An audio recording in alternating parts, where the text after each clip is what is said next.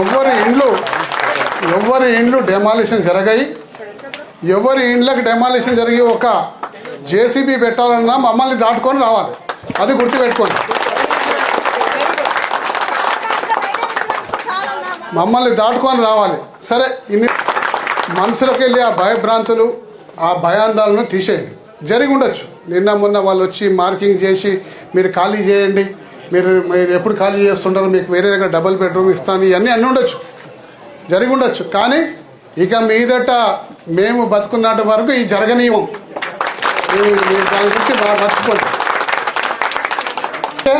ప్రజల నుంచి తీవ్రమైన నిరసన వ్యక్తం చేస్తారు. మేము మీకు అండగా ఉంటాం. ఎక్కడికంటే కూడా అక్కడ పోరాటం చేస్తాం. మీకు ఇబ్బంది కాకుండా చూస్తామని చెప్పేసి కూడా ఈ సందర్భంగా మీ అందరికి కూడా మనవి చేసుకుంటాం.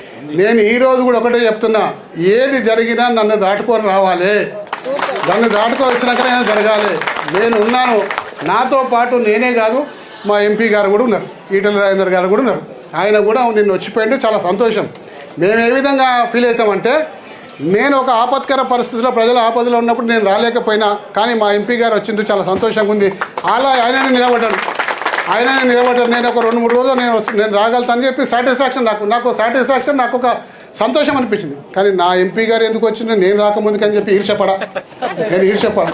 కానీ ఇప్పుడున్న పరిస్థితిలో, ఇక్కడున్న పరిస్థితిలో ఏముందంటే నాకు చాలా విచారాన్ని వ్యక్తం చేస్తున్నా. కొంతమంది సోదరులు ఇంకా మీటింగ్కి రమ్మన్నాం.